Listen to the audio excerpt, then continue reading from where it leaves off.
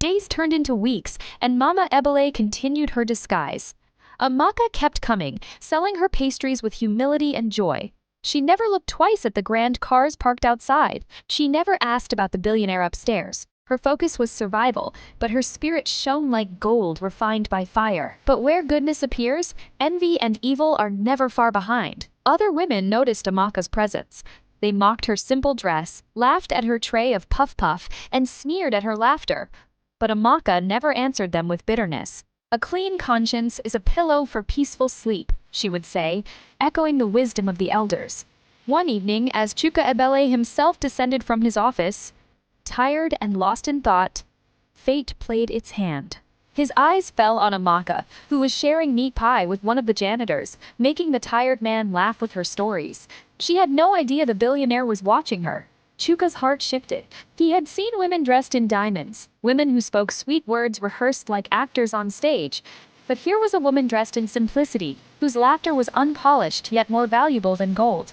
For the first time in years, Chuka Ebele felt curiosity not born of suspicion, but of admiration. And Mama Ebele, standing in the corner with her mop, her heart pounding, whispered to herself, "The seed is planted, but will it grow?" What followed was not simple.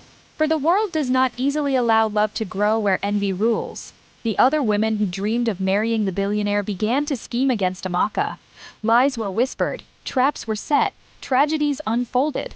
And through it all, Mama Ebele, still disguised as a cleaner, watched with tears in her eyes and strength in her soul, determined to guide the path without revealing her true face.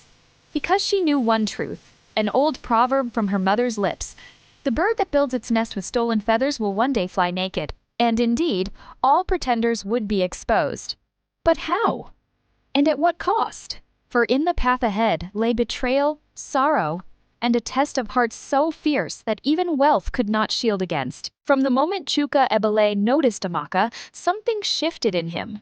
At first, it was mere curiosity. He asked the guards, the staff, even the receptionist who that young woman was who brought food at night. Most of them dismissed her. "Ah, Oga, she is just one local girl that sells puff-puff. Nothing special." But Chuka felt there was more. He could not explain why her presence lingered in his mind, why her laughter echoed in his ears even as he sat in million-dollar meetings.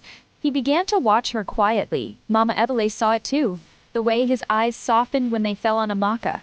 The way he paused to listen when she spoke to others. And though her heart lifted, fear also crept in because she knew the world of the rich was like a forest filled with traps, and Amaka was walking unknowingly into it. One evening, when the rains had fallen and the streets glistened like dark glass, Amaka entered the lobby as usual. But this time, her tray was nearly empty. A group of women, all dressed in glittering gowns, blocked her path. "So, you think you can come here every night and catch his attention?" one of them sneered. Amaka blinked in confusion. "Catch whose attention?" "Don't play innocent," another spat. "We know what you're doing. Pretending to be poor. Pretending to be kind. But listen, girl, you can never be the wife of Chuka Ebele.